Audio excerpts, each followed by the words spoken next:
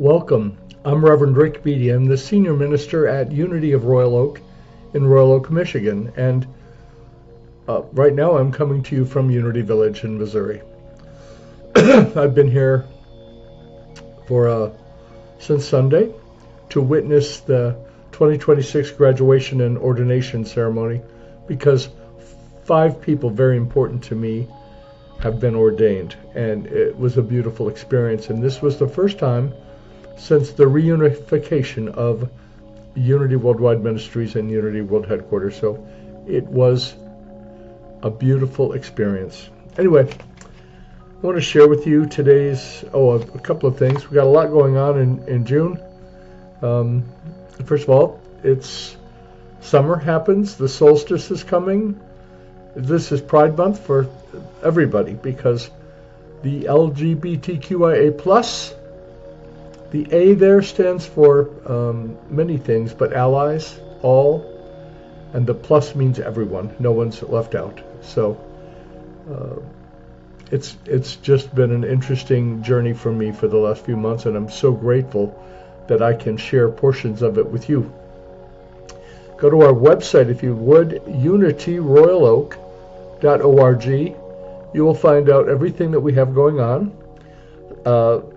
Some of it in person, some of it only online, and some both. So we're always looking for ways to improve the way we connect with the folks who are interested in what we teach and live. It's less about teaching for me anymore, and it's more about living this truth. That's our 5th principle. It's not enough to know the truth. You have to live the truth you know. That is the truth, my friends. Okay, so visit our website. We appreciate your support. If you're new, drop me a message, an email, ric@unityroyaloak.org. And I'm playing music in the background here. It's something I've been using for a while now. Chris Collins, royalty-free music for meditation. All right. For Wednesday, the 3rd of June, I was thinking about this a minute ago. It's been 5 years since I was ordained. Now, I've been a full-time minister serving Unity churches for 25 years. But I finally got credentialed 5 years ago, so I celebrate with all of those people who have been feeling a calling and want to know what the next steps are. Listen to your heart. All right. For June the 3rd, 2026, the key word is grace. And I affirm grace flows through me, blessing everyone in my path. Grace flows through me, blessing everyone in my path. Grace is a divine gift, gentle, unexpected, and ever-present, like a butterfly landing softly or a breeze brushing my face. Grace touches my life in ways both subtle and profound. When I open my heart to God's goodness, I find grace in a baby's smile, the beauty of nature, stirring music, or a tender hug from a loved one. Grace shows up. It's the gift. It's God's presence in our lives. I enjoyed yesterday morning. I went for a walk through the core of Unity Village, the buildings part, and the beautiful labyrinth that we have, a 90-foot in diameter, huge labyrinth. That was 3 years now it's been since it's been opened. And I noticed the beauty all around me. It's easy. And when I come to this place, and I hope if you've never been to Unity Village that you'll make a journey there. I'm thinking of dear ones who have done that. I'm thinking of dear ones that I know of in our community, whether it be in the Detroit area or California or wherever, who are going through stuff. And what I know that helps me get through stuff, and we all have stuff, don't we? We like to think we've had our share of our stuff, but it's just coming. And it's not, when things appear to be negative and they happen in your life, please understand that it's not personal. It isn't. Because it's easy to get caught in that place of, why is this happening to me? It's happening, period. Stuff is always going on. And look at the world we live in. So, who knew? I am encouraged, though, by the timbre and the quality of the programs that Unity is creating, and the leadership that it's developing in people like me. When I open my heart to God's goodness, I find grace in a baby's smile, the beauty of nature, stirring music, or a tender hug from a loved one. And what about all of the above? All of the above. Grace lifts me and restores my faith when I feel weary or uncertain.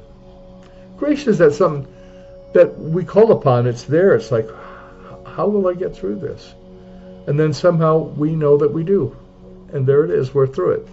Sooner than we realize. Grace expands my heart and understanding and compassion, guiding me to extend kindness and forgiveness. Forgiveness not only to others, that's the easy part I've found in my 70 years. It's the forgiving myself. That's always been the issue. Letting myself off the hook. So here's your get out of jail free card. Love yourself. It starts there. No one else can love you more than you love you. Breathe.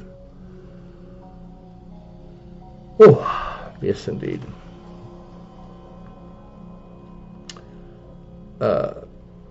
In prayer and stillness, I feel it gently surrounding me, this grace,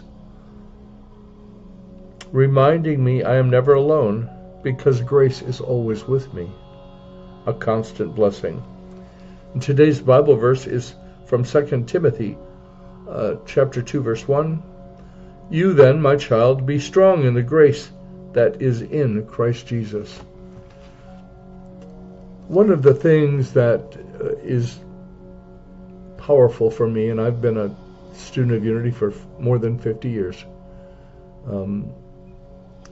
it's that idea that God is present with and in me. God shows up with and in me and through me.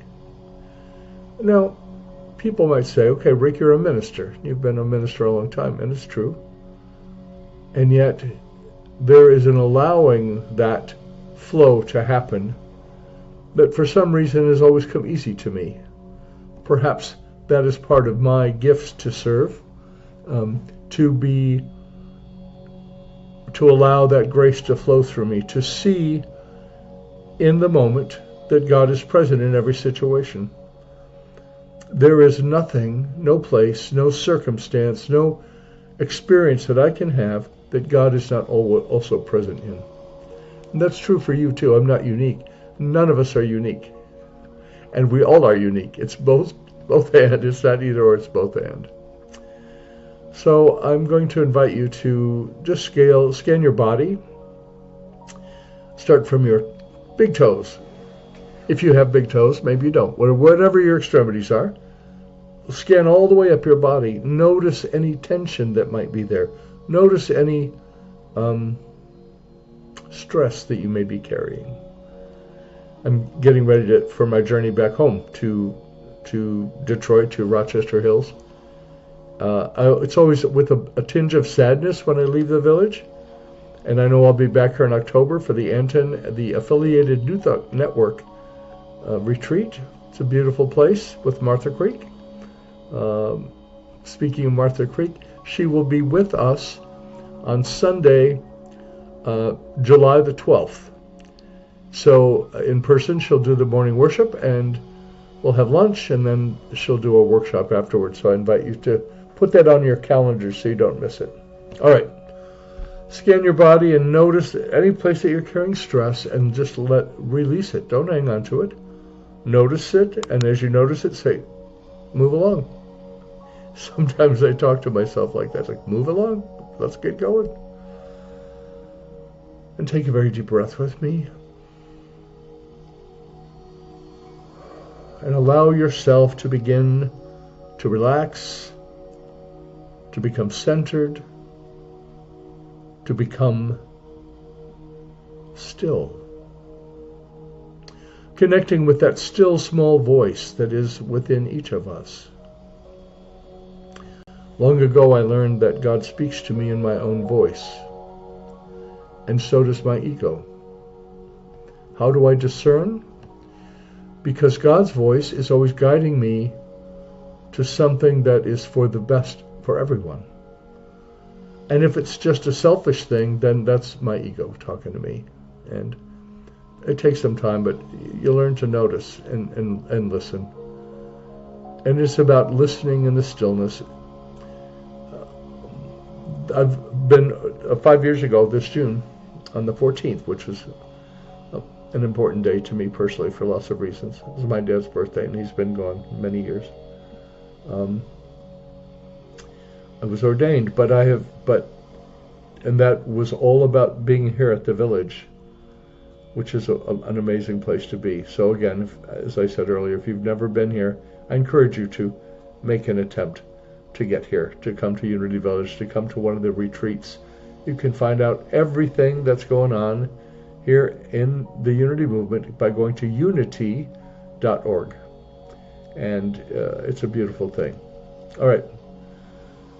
So let's just drop into that space of paying attention to your breathing. The simplest, probably the oldest form of meditation. And meditation, remember, is just a turning away from the outer world and becoming more aware of the inner world. That's all.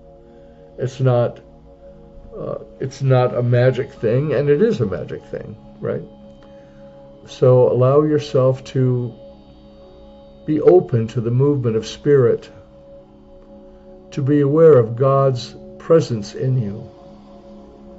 Let's spend a few minutes together in the silence.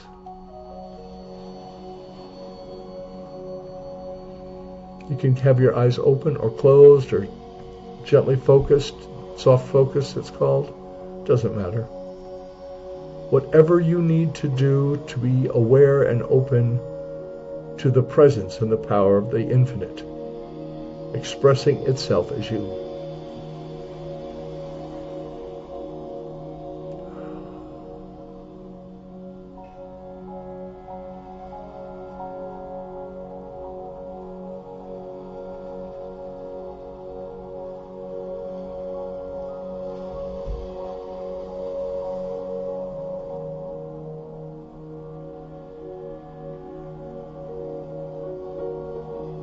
And become aware, if you can, of the fact that we are all connected.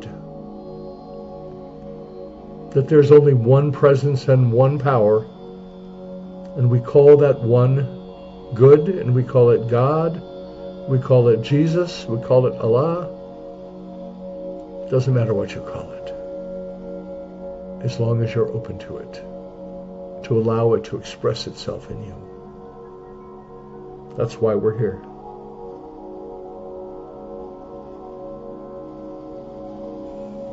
And now I invite you to call to mind any person or circumstance, any situation that you would like healing for. I'm thinking of so many dear ones, a beloved friend of mine, member of our community whose wife recently passed. I'm thinking of a dear friend and having surgery, all the stuff that we go through in life. And have you noticed that it's better when we do it together? That's why we're a spiritual community. It isn't that there's any, there's no secret. You don't have to come to church at all, to a center, to a place. But we gather because, and I'm starting to write a book about this. I call it the 3 C's. We're looking for, I believe, contact, connection, and then ultimately community. And that's why I do what I do. And I'm grateful for the opportunity.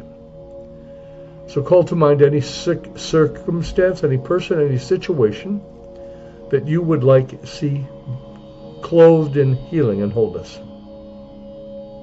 And please pray with me. Father, Mother, and everything, God, we are grateful for your presence with and in us always. In every circumstance and in every situation, We have concerns, some of us, on our minds, people that we know are struggling, that are dealing with emotional stuff, dealing with physical stuff. And then certainly there's the underlying malaise of this very dysfunctional environment we're living in. And we remove our concern about that, trusting and knowing that God's grace is sufficient for all of our needs. So Mother, Father, and everything God, we stand together, or we sit together, or here we are in your presence, because there's no place that we can be where you are not.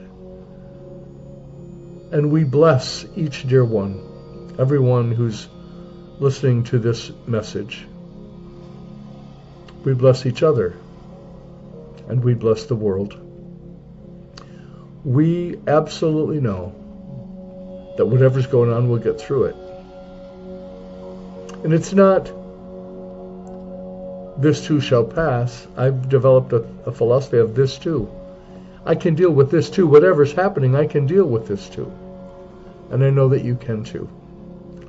If I can help in some way, get in touch with me. RIC@unityroyaloak.org. God, we trust and know that we are here for a purpose, that we have work to do, to bring more love into the world. We are allowing ourselves to be open to your Spirit to express itself in and through and as us. We bless each other. We bless the world. We bless, and those of us in the United States, we bless all of our founding documents that establish this democracy. And we are grateful that we can trust and know that everything is well in this moment. So God bless you, my friend, wherever you're connecting here with us. And I'm going to very soon pack up and go to the airport and fly home. And yet in many real ways, I'm home right now with you. God bless you. Remember that the light of God surrounds us. The love of God enfolds us. The power of God protects us, and the presence of God watches over us. Wherever we are, God is. All is well. Namaste.